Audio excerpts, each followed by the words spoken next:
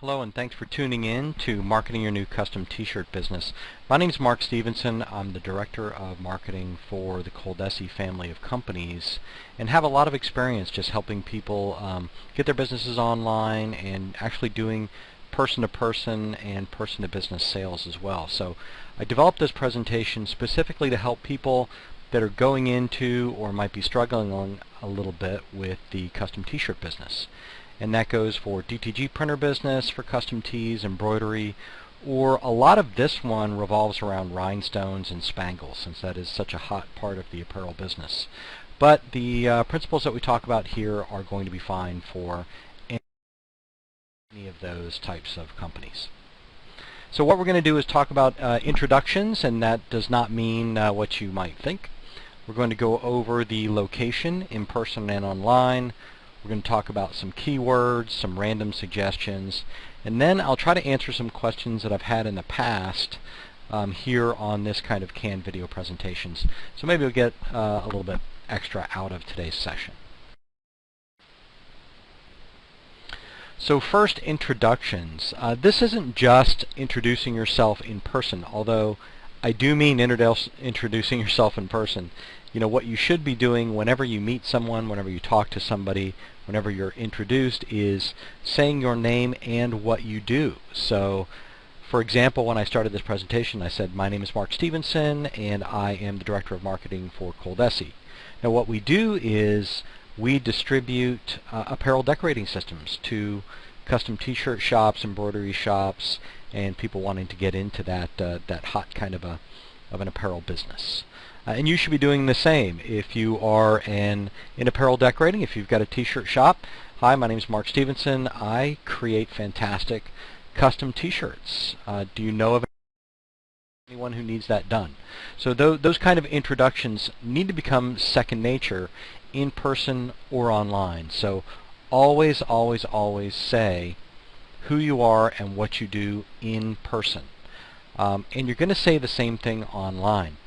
Now, I put this little clip from one of my favorite websites, not because it's beautiful, because it's not. It's very functional and basic, but it's at the top of all the search engines, and also they're great people and friends of our company. But I'm just going to read this to you, even though you can read it yourself because it's so great and clear. Thank you for visiting myrhinestonetransfers.com. We are a wholesale rhinestone transfer company. We currently own 4 automated rhinestone machines and are located in Dover, Florida. myrhinestonetransfers.com has stock wholesale rhinestone transfers, and we also provide wholesale custom rhinestone transfers. We have over 1,350 in stock, rhinestone transfers online, and we'll be adding an additional 50 during the month of August. If you have any questions, please email us. Now, does anyone watching this presentation have any doubt in what these folks do? Now, if you said this kind of thing to everyone that you meet, whether you meet them online, whether it's an email signature, or to use this basically as the core of your website, you know, forget all the beautiful designs and the fancy pictures and the slideshows and things like that. Not only do your customers love to see this clear statement of what you do, but the search engines will too, and we'll talk about that later. So in person or online, make your introductions, say who you are and what you do, and be really obvious in describing yourself to people. Now we're going to move into location, and that is a simple fact. Just like in real estate, location is everything. Customers need to be able to find you. You can get a great price on a big, beautiful color billboard in the middle of nowhere that nobody drives past, and that's like having a website that nobody can find. You can have a storefront that is pointing towards the backside of your building instead of the front, and even in spite of the location, you don't have the right signage. So you have to be able to be found. So we'll talk about finding you in person first. So you have to be where your customers are, and this is kind of a networking thing. Most of our customers are just starting out, or they're small businesses, so they're entrepreneurs like we all are here at Coldesi and Coleman & Company. So being where your customers are is very important. You've got to go and be at those social engagements. If you are in the bling business and your customers are mostly dance studios, you should be at dance competitions. You should be visiting dance schools. You should be where those people are. If you're in the let's say religious marketplace, if you do spirit wear of that kind, then you should be at those church functions. And whenever you're there, you should say who you are and what you do. We had one friend of the company that's got a small business who specializes in rhinestone t-shirts that are related to pets, mostly dogs. So what did she do? You know, PetSmart has an open house, so she just puts on her rhinestone t-shirt that has her company name on one side and a beautiful rhinestone design on the other, walks around with business cards and just meets people naturally, because people will stop and ask her what she does. So say who you are and what you do, wear what you do, like the lady with rhinestone t-shirts. Be prepared to meet people and give them that introductory spiel. Practice it with me right now. Hi, my name is Mark Stevenson. I create beautiful custom t-shirts one at a time. Is there anything that you need from me? I create rhinestone transfers. I do rhinestone decals for cheerleaders to put on their cars so when they park it in the parking lot at school, everybody knows who they are. That is kind of wearing what you do and making that introduction. Now right here you've got my favorite new phrase, which is ManPap, and that's meet as many people as possible, because most of you out there, really the way you're going to get the bulk of your business is through word of mouth, and ManPap is it. If your business is dependent on word of mouth, then you need to meet as many people as possible. The more people you meet, the more successful you'll be. Okay, so again, the more people that you know that know what you do, the more business you'll get. So meet as many people as possible. Now this goes to the networking sessions as well, right? So there are, in any city in America, there are 6 to 60 groups of salespeople of one kind or another that get together on a weekly or monthly basis. They're called leads groups or networking groups. It could be an after-dinner drink, or it could be something during the day. You should participate in these, as many as you can bring yourself to do. And when I say participate, that means show up wearing a t-shirt with your company on it and what you do, and a handful of business cards, and go one right after the other and just say who you are and what you do, so you're meeting as many people as you can.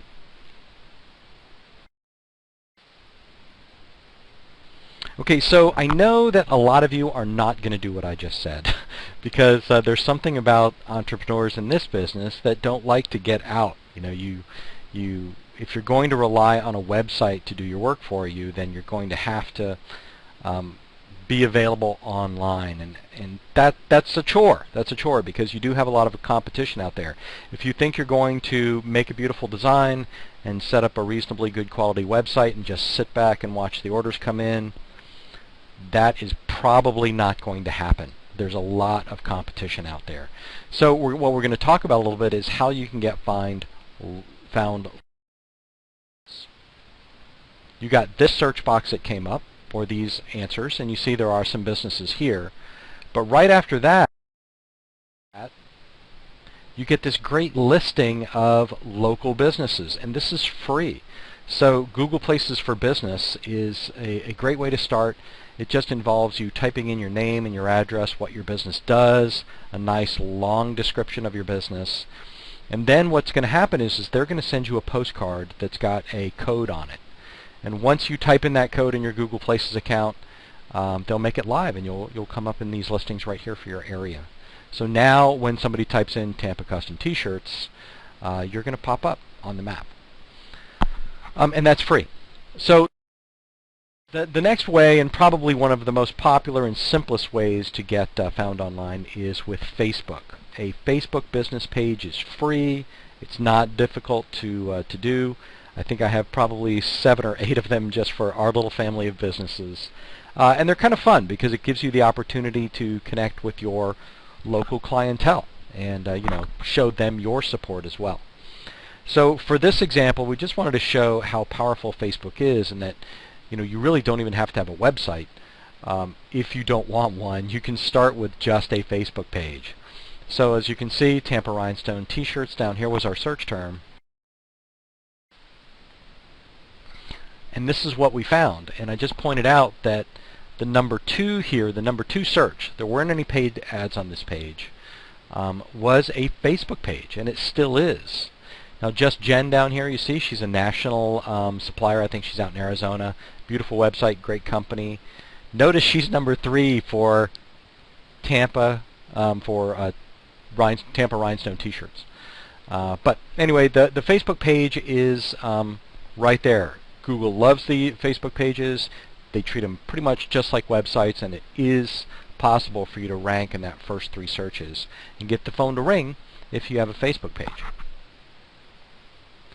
Okay, the next thing that we're going to take a look at is YouTube, and this is one of my favorite ways to market because it's fun to do, and Google loves it. Google loves video. I mean, if you search for Spangle Transfer Machine or Rhinestone Chef right now, and this is another video that we did that is also on MetaCafe.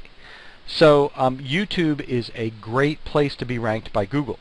If you look in your area for custom t-shirts or custom printed t-shirts or whatever your market is, let's say it's gun show polo shirts. If there's not a video that's talking about gun show polo shirts, then you should shoot one. It doesn't even have to be good. It can be on your phone. I had a couple of examples there. If you type in Rhinestone Chef, you'll see a video of Chef Daddy OG. Not a great video. He's certainly very enthusiastic and happy about his new shirt, but you know, it goes to the fact that any video can rank, and as long as you fill out that description properly.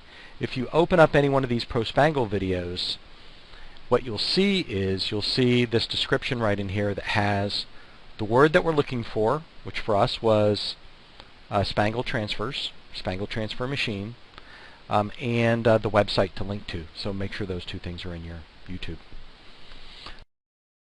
Okay, so I'm going to say number 4 out of the 3 easiest way to be found online is pictures, because you really do kind of have to have a website for this one.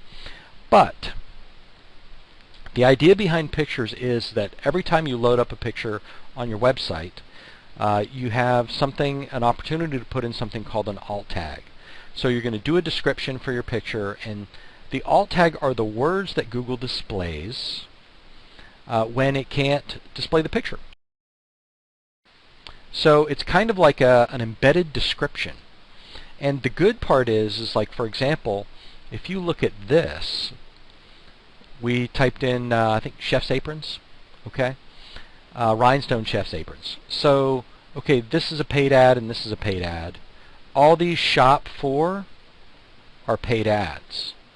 Okay, this is the front page of Google. All these are free. So this company, I think there's only basically 2 companies here. They put up a great picture and they tagged it properly. So somewhere behind this picture is the alt tag Rhinestone Chef Apron, and that's why it showed up. So you're going to click on this image and it will eventually lead you to the website. So if you've got a website, lots of pictures on it, I encourage you to go to the prospangle.com website and look at our gallery page, which is designed specifically for people to be able to find and show pictures. It's a big deal, and again, all of the things that we're talking about here are absolutely free. Okay, so one theme that runs through this entire presentation, it's kind of in the background of all of this, whether you have a Facebook page, you're doing YouTube videos, you're doing the pictures, you're doing Google Places, you've really got to pick a few phrases that describe your business or product in a way that people search for them. So, for example, if I sold leather chairs, of course I want my whole website to say leather chairs, but now I am competing with every other website on the planet that says leather chairs. You're never going to make the first page with something like that. Just like you'll never make it with custom t-shirts. There's just too many big players that have been out there for too long. But what you might do is reclining modern leather chairs, or let's say Cocker Spaniel t-shirts, or rhinestone dog clothing. You know, some phrase that has 3 words or 4 words maybe.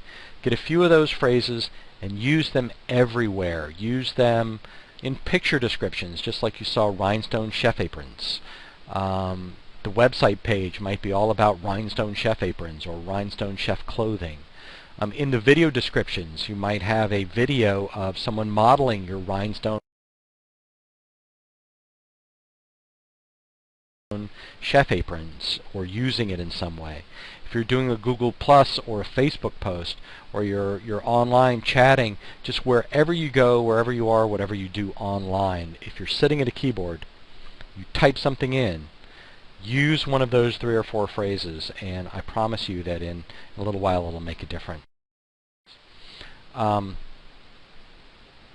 Okay, questions. The biggest question that I get is, let's say I do a website and I do a video and I do a Facebook page and I do some blog posts, and I do all this stuff. I did all this stuff last week and nothing's happening yet. Well, first of all, there's no guarantee that this is going to get you found. I mean, I found it has. That's the reason I picked these. These are 3 free things that you can do to get found on Google. And if you're lucky and you pick the right keywords and you're in the right location, you might get on the front page, and that is really where you'll start to make money from searches. People will find you. But how long it takes varies widely. I've had sites that I've worked on never hit the front page of Google. Now they still, for the keywords that I want, they still get there eventually. I had a site once, TampaFLAttractions.com. I'm still involved a little bit, but for a while we were on the first page for Tampa date night ideas.